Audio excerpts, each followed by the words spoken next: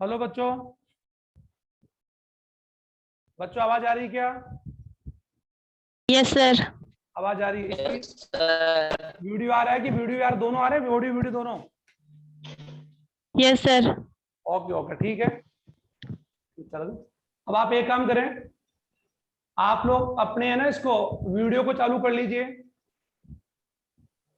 और आवाज को म्यूट कर लो, है ना? आवाज को म्यूट रखेंगे आप लोग, ठीक है? अब जो 2 दिन आपकी क्लास नहीं हो पाई है तो सभी बच्चों को गुड मॉर्निंग। गुड मॉर्निंग बच्चों। Good morning sir. Good morning, ठीक है।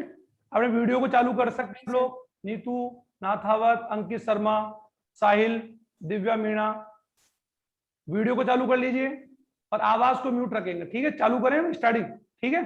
ओके। देखो लास्ट क्लास हमारी जब क्लास हुई थी 2 दिन पहले, तो उसमें बच्चों हम लोगों ने सेल के बारे में पढ़ा था, प्रोकैरियोटिक और यूकैरियोटिक। अब देखो मैं उसी को ब्रीफ में थोड़ा डिटेल में जाके बता रहा हूं। प्रोकैरियोटिक सेल जो होती है, पहले हम लोग प्रोकैरियोटिक सेल पढ़ लेते हैं और प्रोकैरियोटिक सेल में क्या क्या प्रॉपर्टीज होती है वो मैंने आपको बता दिया था। अब पहले तो हम लोग यूं कर सकते हैं, प्रोकैरियोटिक सेल जो होती है उसका एक डायग्राम बना लेते हैं।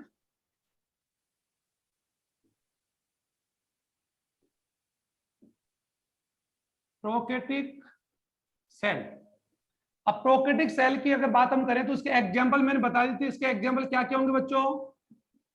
जीवाणु होंगे, बीजीए। बीजीए का आप लोग फुल फॉर्म लिखो मेरे साथ। बीजीए का अर्थ बच्चों नील हरित शैवाल, यानी blue green algae. Blue green algae, Deepti गुजर ध्यान दो बेटा। ब्लू ग्रीन एल्गी, ये हम लोग प्रोकैरियोटिक कोशिकाओं का उदाहरण पढ़ रहे हैं कि कौन से ऐसे ऑर्गेनिज्म हैं जो प्रोकैरियोटिक कोशिकाओं से मिलकर बने होते हैं। ये तो मालूम है कि सभी सजीव कोशिका या कोशिकाओं से मिलकर बनते हैं। हाँ, कुछ इसके अपवाद है जो मैंने बताया था, वायरस, याद है आपको? वायरस, ठीक है? तो वायरस हुए या फिर माइकोप्लाज्मा, ये कुछ ऐसे जीव हैं जो कोशिका सिद्धांत के अपवाद है, लेकिन ज्यादातर सभी किसके बने होते हैं? कोशिका या कोशिकाओं से मिलकर बनते हैं। तो उसी में अगर बात हम करते हो जीवाणु की बात हम करें, जीवाणु हो गए blue green algae. Blue green algae, आप ध्यान देंगे नील हरित शैवाल, नील हरित शैवाल। ओके, ये एक्चुअली में कौन है? और एक और बता दूं आपको, मोनेरा किंगडम। मोनेरा किंगडम की बात हम करें, इस किंगडम की, क्योंकि आप लोग कहीं ना कहीं 9th में पढ़ा होगा कि आर.एच. व्हिटकर ने सजीवों को 5 जगत में रखा है। अगर आपने पढ़ा हो तो 9th क्लास में पंच जगत अवधारणा पढ़ी होगी बच्चों आप लोगों ने। पंच जगत अवधारणा, टिंकू पढ़ा आप लोगों ने क्या? पढ़ा ना? तो पंच जगत में पहला जो जगत था वो कौन था? मोनेरा था। और मोनेरा जगत के सभी जो जीव हैं वो सभी एक कोशिकीय है। और वो कौन है? एक कोशिकीय प्रोकैरियोटिक, एक कोशिक प्रोकैरियोटिक है। ओके, तो ये किसके उदाहरण हो गए? ये सब किसके उदाहरण हो गए? प्रोकैरियोटिक जीवों के। अब हम लोग पढ़ते हैं जो प्रोकैरियोटिक कोशिका और यूकैरियोटिक कोशिका में आपने डिफरेंट तो आपने कर लिया, लेकिन मैं एक डायग्राम बनाकर आप लोगों को समझा दूं कि एक प्रोकैरियोटिक कोशिका में क्या क्या यूं कह सकते हैं कि कौन कौन से पार्ट्स उसमें पाए जाते हैं। तो बच्चों देखो, प्रोकैरियोटिक कोशिका में हम किसका डायग्राम बनाएंगे? जीवाणु का, क्योंकि जीवाणु कौन है? एक प्रोकैरियोटिक जीव है, प्रोकैरियोटिक। और प्रो शब्द मैंने बता दिया था बच्चों, प्रोकैरियोटिक कर दे आदिम केंद्रक वाली कोशिका, वह कोशिका जिसके केंद्रक कैसा हो? प्राचीन हो, आदिम हो, या फिर एक बार यूं कर सकते हैं अनडेवलप्ड की बात हम कर सकते हैं। अनडेवलप्ड का अर्थ हो गया जिसके अंदर जो केंद्रक होता है उसमें केंद्र झिल्ली, केंद्र द्वार, केंद्रिका, ये सब नहीं पाए जाते हैं। यानी बेसिकली जो डिफरेंस मैंने बता दिया था।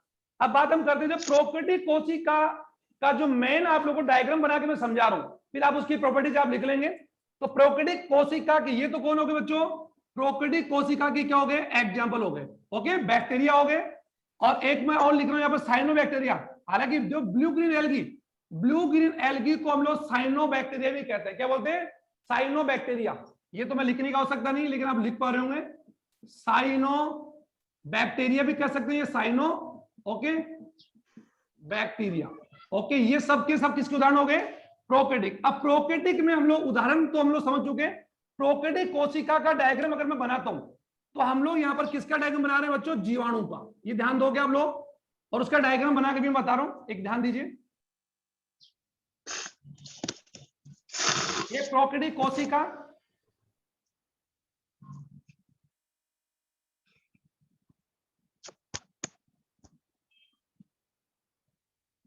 हम जानते हैं ये कहीं ना कहीं आपने पढ़ा होगा कि बैक्टीरिया जो होते हैं, जो बैक्टीरिया जीवाणु कोशिका प्रोकैरियोटिक वही, लेकिन उसके चारों तरफ सेल वॉल पाई जाती है, किसकी तरह, पादपों की तरह। लेकिन जीवाणु पादप नहीं है, ये हम जानते हैं कि जीवाणु पादप नहीं है, लेकिन ये जरूर है कि कुछ जीवाणु पादपों की तरह फोटोसिंथेसिस यानी प्रकाश संश्लेषण क्रिया द्वारा भोजन बनाते हैं, जिन्हें हम बोलते हैं प्रकाश संश्लेषी जीवाणु। ये ध्यान देंगे, प्रकाश संश्लेषी जो जीवाणु होते हैं जिसे बोलते हैं फोटोसिंथेसिस बैक्टीरिया, वो पादपों की तरह स्वयं पोषी होते हैं। साथ ही लेकिन ये बात सभी बैक्टीरिया में नहीं होती है, सभी बैक्टीरिया में होने को तो कुछ बैक्टीरिया रसायन संश्लेषी होते हैं, जिन्हें बोलते हैं कीमोसिंथेटिक, पढ़ा हो तो आपने कहीं ना कहीं, उन्हें बोलते हैं रसायन संश्लेषी। समझ आ रहा है आपके?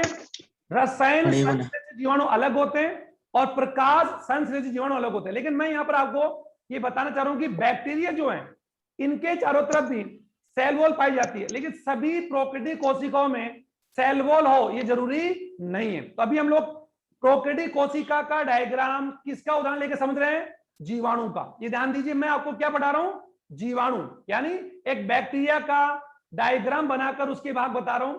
लेकिन ये ध्यान देंगे कि प्रोकैरियोटिक कोशिका में क्या क्या हो सकते हैं वो अभी आप देख लेंगे। तो ध्यान दीजिए, और हम यहाँ पर प्रोकैरियोटिक कोशिका के रूप में हम यहाँ पर एक जीवाणु चित्र बना रहे हैं। तो ये प्रोकैरियोटिक कोशिका के चारों तरफ बच्चों, प्रोकैरियोटिक कोशिका के चारों तरफ यानी जो जीवाणु कोशिका है, प्रोकैरियोटिक कोशिका के चारों तरफ एक्चुअल में 3 आवरण पाए जाते हैं, 3 आवरण पाए जाते हैं। जबकि आप जानते हैं कि जनरली किसी कोशिका के चारों तरफ एक ही प्रमुख आवरण होता है जिसका नाम होता है कोशिका झिल्ली। लेकिन कोशिका झिल्ली तो है ही, लेकिन पादप कोशिकाओं में कोशिका झिल्ली के बाहर एक दृढ़ यानी एक मोटी और मृत और यूं कैसे सिंपल सी बात हम कर सकते हैं और निर्जीव एक आवरण होता है जिसको हम बोलते हैं कोशिका भित्ति।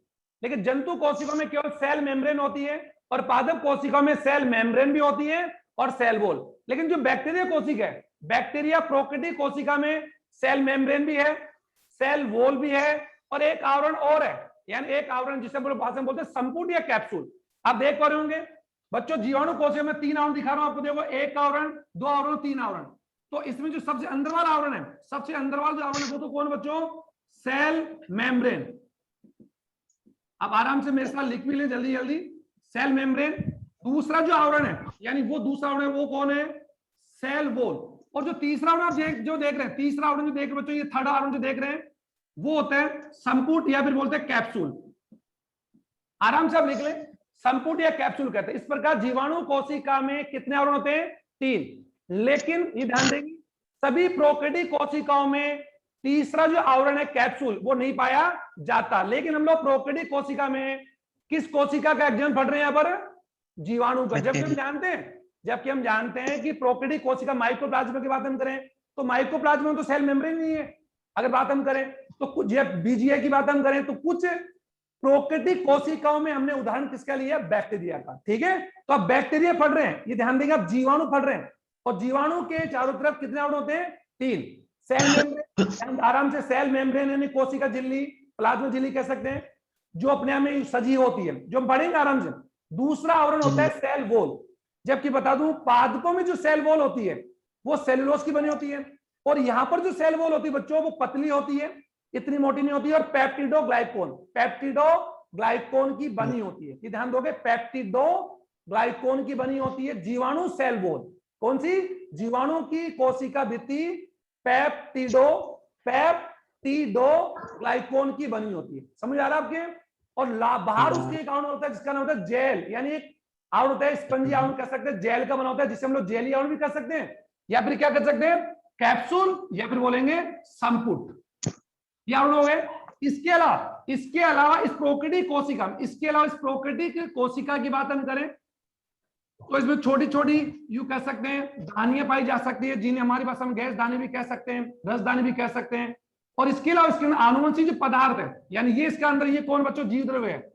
ये पूरा क्या भरा हुआ है, जीव द्रव्य है, जिसमें कोई भी कोशिकांग नहीं है सिवाय एक राइबोसोम को छोड़कर। किसको छोड़कर, राइबोसोम। और ये इसके अंदर ये कौन बच्चों, ये इसका आनुवंशिक पदार्थ है, ये आनुवंशिक पदार्थ। अब आप ध्यान दिए, आनुवंशिक पदार्थ और जीवाणु कोशिका की बात हम करें, जीवाणु कोशिकाओं में कुछ जो जीवाणु चल होते हैं, चल जीवाणु जो होते हैं, उनकी कोशिका से एक विशेष प्रकार की संरचना बाहर होती है जिसे बोलते हैं कसाबिका या फ्लैजिला बोलते हैं। चल जीवाणु में जो क्या कर सकते हैं, जल में गति कर सकते हैं, क्योंकि जीवाणु में गति करने वाली संरचना जो होती है वो क्या होती है, कसाबिका होती है। एक बात ध्यान दीजिए, गति करने वाली संरचनाएं जो होती है वो जीव द्रव्य से बनी होती है, और गति करने वाली संरचनाओं के आधार पर जो गति वाली संरचना होती है वो पक्षमाप होते हैं, कसाबिकाएं होती है, ऊतपाद होते हैं, और हमारे में क्या होती है, मांसपेशियां, मसल्स होती है। अगर आपको कोई पूछे कि हम गति किससे करते हैं, तो आप जवाब दोगे पैरों से, तो जवाब क्या होगा, गलत होगा। जबकि हम गति किससे करते हैं, मसल से। देखो बच्चों, ये गति तो है, ये देखो ये गति है, ये भी गति है, तो ये सारी गति किससे द्वारा करें हम लोग, मसल्स। तो जितने भी हायर एनिमल्स हैं, यानी जितने भी उच्च जो जंतु हैं, बहुकोशिकीय जो जंतु हैं, उनमें गति करने वाली संरचना का नाम क्या है, मसल्स है। यानी मसल्स यानी पेशियां। जैसे अभी आप लोग देखो गर्दन बुलाते हैं, खाना जब खाते हैं तो आप लोग जबड़े से मुंह को भोजन को चबाते हैं, आप लिखते हैं, आप लोग घूमते हैं, ऊपर देखते हैं, ये सब क्या है, ये गति है। और ये गति हम किससे कर रहे हैं, मसल से। समझ आ गया।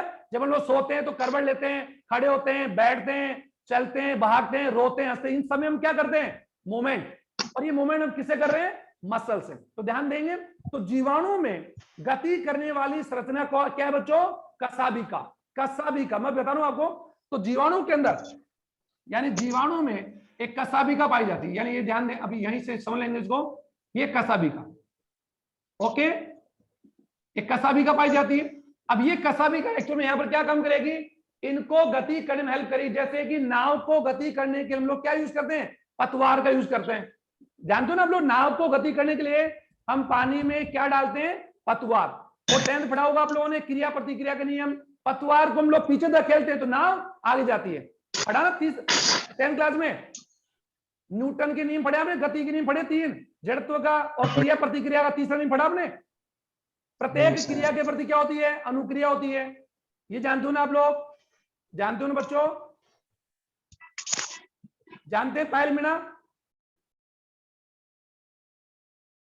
आवाज आ रही, मेरी आवाज आ रही क्या, प्रशांत,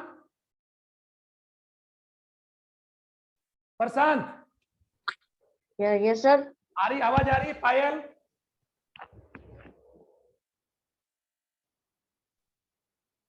ओके ठीक है, ठीक है, ओके। तो अब देखो, ध्यान दो, अब देखो ये जो जीवाणु कोशिका है, ये जीवाणु कोशिका का कौन जीव द्रव्य है, और ये उसका कौन है, आनुवंशिक पदार्थ। ये हम जानते हैं, और आनुवंशिक पदार्थ हम जानते हैं, ये मैं यहां लिख रहा हूं, आनुवंशिक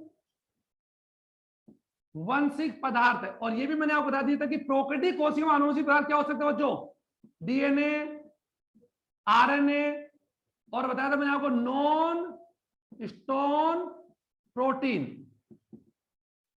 अब एक बात ध्यान दीजिए, जो एक बात मैं बता दूं कि अगर ये प्रोकैरियोटिक कोश, और ये उसका कौन है, ये अगर बात हम करें, ये उसका मैट्रिक्स है, या फिर हम इसको क्या कह सकते हैं, जीव द्रव्य भी कह सकते हैं, जीव द्रव्य कह सकते हैं। इस जीव द्रव्य के अंदर बात हम करें, डोडो संरचना जो आप देख रहे हैं, ये जो डोडो आप देख पा रहे हैं, ये नग्न, ये क्या हो सकती है बच्चों, राइबोसोम, और वो भी कौन सा, 70S राइबोसोम, 70S राइबोसोम।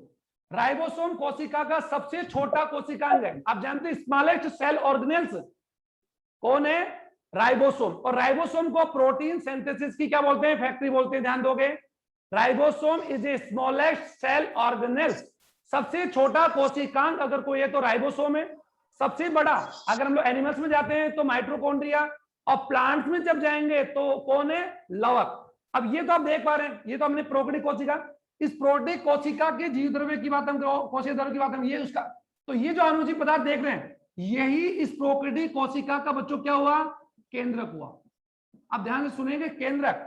लेकिन ये केंद्रक कैसा है, नग्न केंद्रक, क्योंकि इसके चारों तरफ क्या क्या इसके चारों तरफ आपको किसी प्रकार की केंद्र झिल्ली दिखाई दे रही है, नहीं, ना केंद्रक झिल्ली है, ना केंद्रक गर्भ है, ना केंद्रिक है। इसका मतलब ये केंद्रक कैसा हुआ, अपूर्ण हुआ, अविकसित हुआ, प्राचीन हुआ, बताया था मैंने आपको, और नग्न हुआ। ये ध्यान दो। और इसी नग्न केंद्र को, और ये नग्न केंद्र किसका है, ये प्रोकैरियोटिक कोशिका केंद्रक। तो अगर जिस कोशिका में इस प्रकार का केंद्रक हो, अब ये केंद्र देखो यहां भी हो सकता है, और यहां भी हो सकता है, यहां भी हो सकता है, और यहां भी हो सकता है। क्यों, क्योंकि इसको कवर करने वाली जो क्या बोलते हैं, न्यूक्लियस झिल्ली, केंद्रक झिल्ली, वो यहां पर नहीं है। क्योंकि हम जानते हैं कि प्रोकैरियोटिक कोशिका का केंद्र जो होता है वो कोशिका में बिखरा हुआ पाया जाता है, स्वतंत्र पाया जाता है, क्योंकि उसे कवर करने वाली जो झिल्ली होती है, ये तो आप जानते हैं, जैसे कोशिका के जीवद्रव्य को कवर कौन करती है?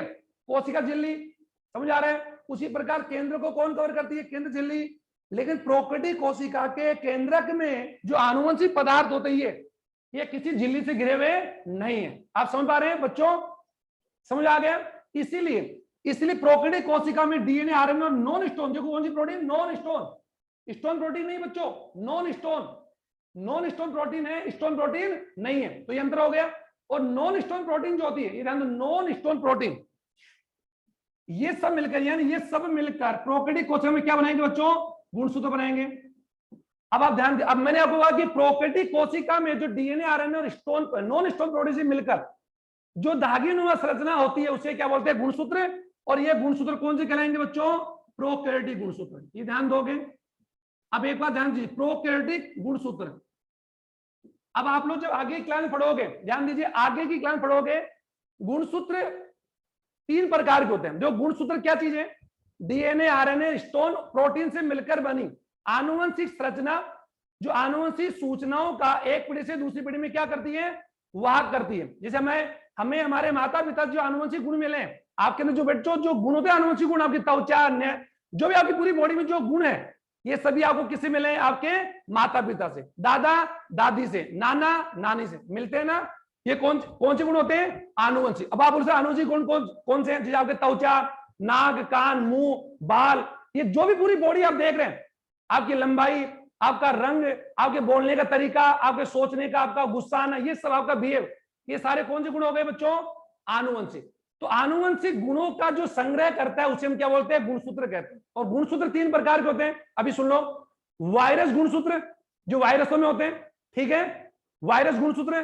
दूसरे प्रोकैरियोटिक गुणसूत्र। अब कोई बोले सर प्रोकैरियोटिक गुणसूत्र क्या होते हैं? तो ऐसे बोलोगे, प्रोकैरियोटिक कोशिकाओं में पाए जाने वाले गुणसूत्र को ही क्या कहते हैं? प्रोकैरियोटिक गुणसूत्र। और प्रोकैरियोटिक गुणसूत्र किससे मिलकर बनते हैं? देखो, प्रोकैरियोटिक गुण बनते हैं डीएनए, आरएनए, नॉन स्टोन। ये देखो तीनों, ये देखो, डीएनए, आरएनए और नॉन स्टोन प्रोटीन से मिलकर बनने वाले गुणसूत्रों को क्या बोलते हैं बच्चों? प्रोकैरियोटिक। और प्रोकैरियोटिक गुणसूत्रों की संख्या प्राय कितनी होती है? एक जीव में 1। कितनी होती है? 1। ये ध्यान दोगे, 1 गुणसूत्र होगा। कितना? 1। तो ये अब आप समझ आ रहे हैं कौन सी कोशिका में होता है? प्रोकैरियोटिक। और प्रोकैरियोटिक कोशिका का जो 3 चीज है, केंद्रक, आनुवंशिक पदार्थ, डीएनए, आरएनए, प्रोटीन और गुणसूत्र, ये तीनों एक ही चीज है, एक ही बात है। लेकिन क्या ये चीजें किसी से घिरी हुई है क्या? तो जवाब आएगा नहीं। तो इस प्रकार की कोशिका में आनुवंशिक पदार्थ कैसे हो बच्चों? नग्न। कैसा होगा? नग्न है, नेक्ड है। उसमें केंद्र झिल्ली नहीं है, केंद्र ध्रुव नहीं है, केंद्रिका नहीं है। केवल क्या चीज है? एक आनुवंशिक पदार्थ। ओके। और हम जानते हैं कि यूकैरियोटिक कोशिका में चारों होते हैं। तो आपने क्या देखा कि प्रोकैरियोटिक कोशिका का आनुवंशिक पदार्थ बोलो या गुणसूत्र कोशिका में एक जगह स्थित होता है या बिखरा हुआ होता है? तो जवाब क्या आएगा? बिखरा हुआ, क्योंकि उसे कवर करने वाली कोई झिल्ली नहीं है। ठीक है, समझ आ रहा है आपके? टीम को समझ आ गया? टीम ओके ओके ठीक है। अब देखो, ये मैंने आपको इधर लिखा है, ये बात आती है प्रोकैरियोटिक कोशिका की बात हम करें तो ये प्रोकैरियोटिक कोशिका को लेकर मैंने बेसिक आपको बताया। अब मैं इधर आपको जल्दी जल्दी लिख रहा हूं। देखो, हाँ सॉरी, ये इधर जो मैंने सर बनाई, ये आप जो देख रहे हैं, ये तो इसकी कौन है? कसाबिका।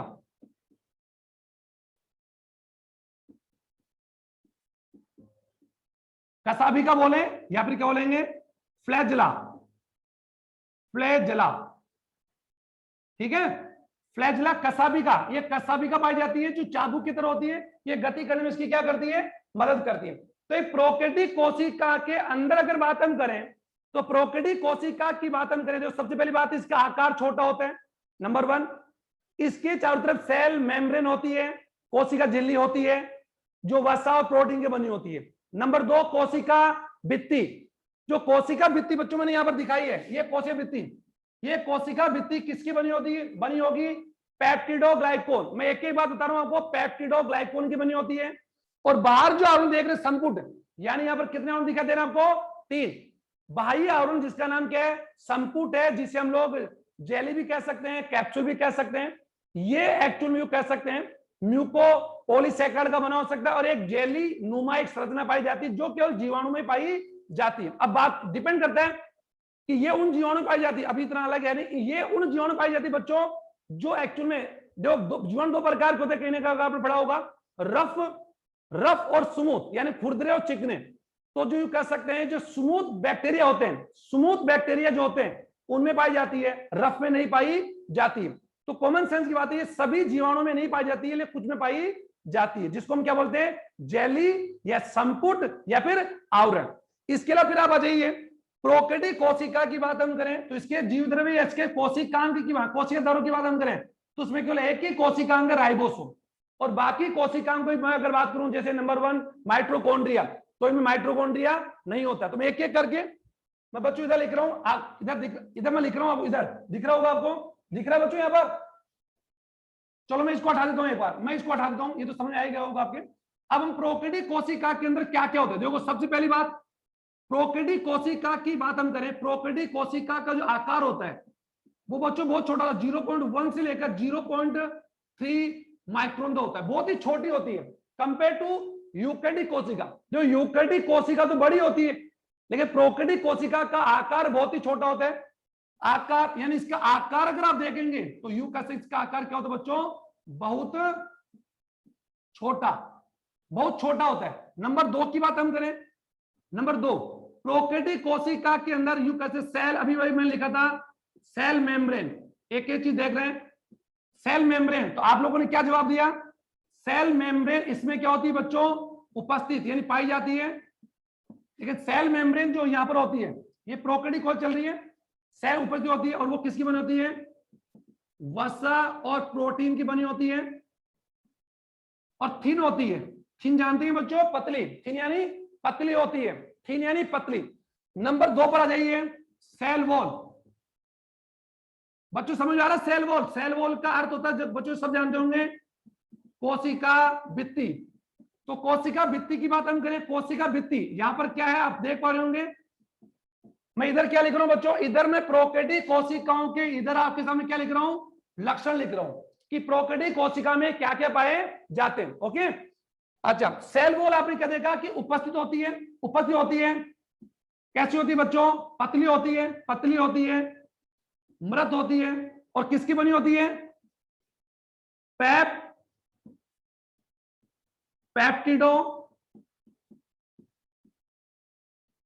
ग्लाइकोन, पेप्टिडो ग्लाइकोन की बनी होती है, पेप्टिडो ग्लाइकोन की बनी होती है, पेप्टिडो ग्लाइकोन की बनी होती है, समझ आ गया, पेप्टिडो ग्लाइकोन की बनी होती है। और यानी यू कैसे म्यूमरिक की भी बनी होती है, लेकिन आप लोग पेप्टिडो ग्लाइकोन की बनी होती है, पेप्टिडो ग्लाइकोन की बनी होती है। समझ आ गया आपके, ये तो मुझे अपेक्षा है कि आपको समझ आ रहा होगा। किसकी बात चल रही है, जीवाणु की सेल वॉल, पादपों की नहीं, जबकि हम जानते हैं कि पादपों की सेल वॉल बनी होती है सेल्यूलोज, हेमीसेल्यूलोज और कैल्शियम और मैग्नीशियम के पैक्टिनेट यानी पैक्टेट से बनी होती है। ओके, जबकि जबकि कवकों में जो सेल वॉल होती है, सेल वॉल, जंतु में सेल वॉल नहीं होती, जीवाणु में होती है, पादपों में होती है, कवक में होती है, और कवक में किसकी बनी होती है बच्चों, काइटिन की। ये बताऊंगा आपको मैं, चिंता मत कीजिए, जब हम लोग क्या पढ़ेंगे, सेल वॉल। अभी हम लोग केवल क्या पढ़ रहे हैं, प्रोकैरियोटिक कोशिका पढ़ रहे हैं, प्रोकैरियोटिक कोशिका में क्या पढ़ रहे हैं, जीवाणु। मैं आपको जीवाणु पढ़ा रहा हूं, अब ध्यान दो। अच्छा अब आ जाओ बच्चों 4th नंबर पर आ जाइए, 4th नंबर पर इसका जो केंद्रक बोल सकते हैं, जो केंद्रक बोलेंगे उसको। अब देखो प्रोकैरियोटिक कोशिका के केंद्रक जो होता है बच्चों, केंद्र बोल दो। अब उसका जो केंद्र होता है, अभी अभी आपने बोला उसे क्या बोलते हैं, वो नग्न होता है। केंद्र कैसे होता है, नग्न होता है, अविकसित होता है, नग्न अविकसित होता है, और उसमें जो आनुवंशिक पदार्थ है वो डीएनए, आरएनए और नॉन स्टोन प्रोटीन। बच्चों इसको लिखना, मैं बार बार लिख रहा हूं, नॉन स्टोन प्रोटीन, यानी स्टोन प्रोटीन मतलब यू कह सकते हैं जो स्टोन प्रोटीन नहीं हो। और नॉन स्टोन प्रोटीन, अभी सुनो, नॉन स्टोन प्रोटीन की प्रकृति बच्चों अभी लिख लोगे क्या होती है, एसिडिक होती है। और एसिडिक जानते हो ना, अम्लीय। 10th क्लास का बच्चों आपका 2nd चैप्टर पढ़ा होगा आपने, एसिड बेस। 10th क्लास जाइए आप वापस, पढ़ाना आपने, Jayashree Sharma, Jayashree, are you listening me? Jayashree Sharma, आप सुन रहे हो क्या? जयश्री, प्रतिभा? Yes sir. अच्छा ठीक है, आवाज आ रही है मेरी? Yes sir. ओके, तो 10th क्लास में पढ़ा होगा आपने बच्चों, 10th क्लास में पढ़ा होगा अम्ल, सार और लवण। तो एसिड क्या होता है बच्चों? जिसकी प्रकृति एसिड हो, जिसका, ये तो पढ़ा होगा आप लोगों ने, जिसका स्वाद खट्टा होता है, जो हाइड्रोजन आयन त्यागता है, ये इतना बताने की जरूरत नहीं है, और जिसका पीएच 7 से कम होता है। तो आप ध्यान दीजिए, जो प्रोटीन आपकी नॉन स्टॉप प्रोटीन, वो कैसी होती है बच्चों? एसिडिक, एसिडिक होती है। और अभी लिख लो कितने प्रकार की होती है? 20 प्रकार की। कितना ध्यान दो बस, कितने प्रकार की? 20। ये आपके आगे काम आएगा जब आप लोग नीट तैयार करोगे, इतना बुक में नहीं। अब आगे क्या है, ये देखो डीएनए आरएनए इससे बना होते हैं। और इस केंद्र को, यानी प्रोकैरियोटिक कोशिका के केंद्र को हम लोग क्या क्या बोलते हैं बच्चों? केंद्र का, आराम से लिखो,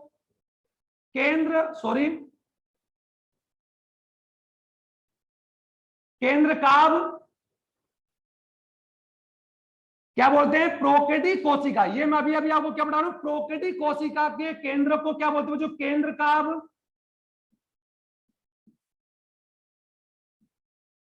जीनोफोर और न्यूक्लियोइड,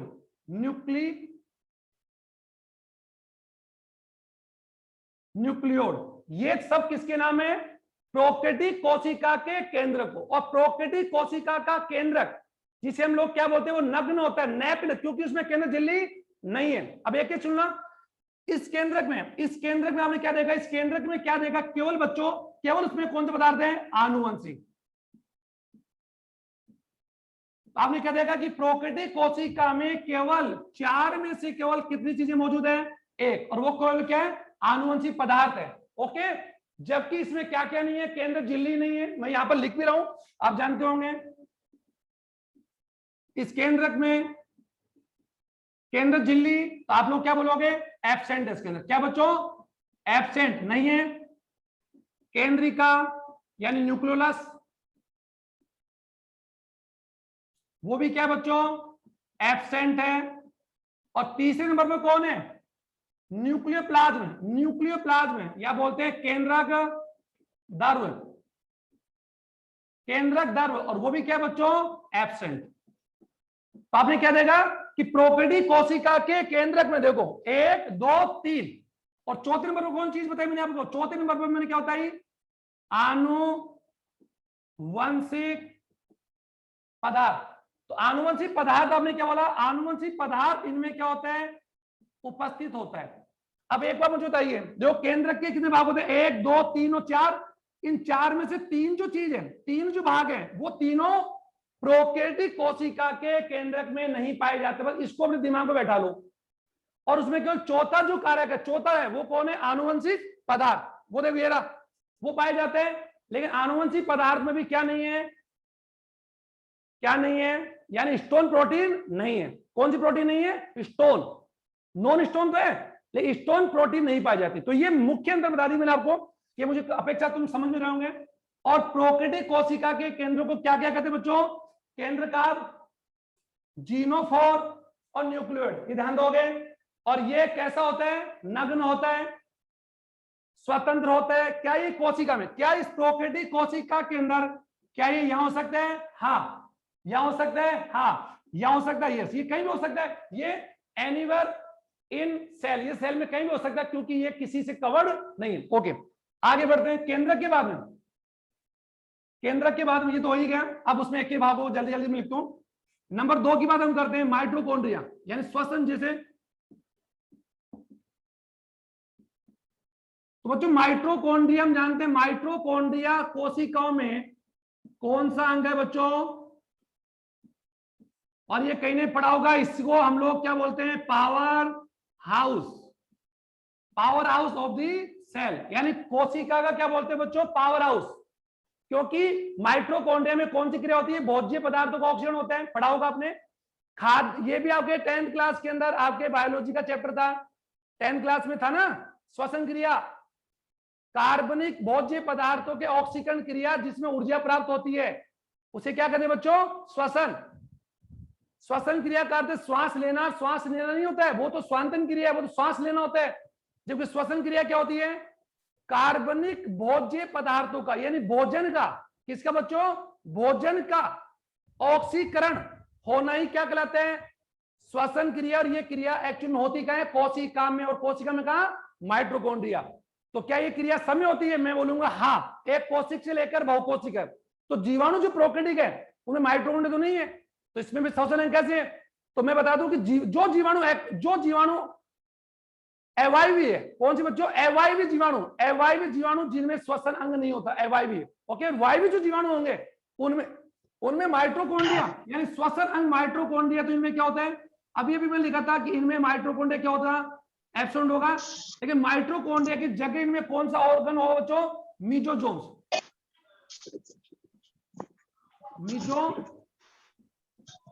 मीजोसोम समझ आ रहा है आपके? मैं फिर कह रहा हूं, प्रोकैरियोटिक कोशिका में माइटोकॉन्ड्रिया की जगह क्या पाया जाता है बच्चों? मीजोसोम पाया जाता है। क्या पाया जाता है बच्चों? मीजोसोम। अब आपको देखो ये बताता हूं, तो ये रही आपकी प्रोकैरियोटिक कोशिका, और ये प्रोकैरियोटिक कोशिका की जो सेल मेम्ब्रेन है, इसी प्रोकैरियोटिक सेल में अंदर की ओर बच्चों दिख रहा है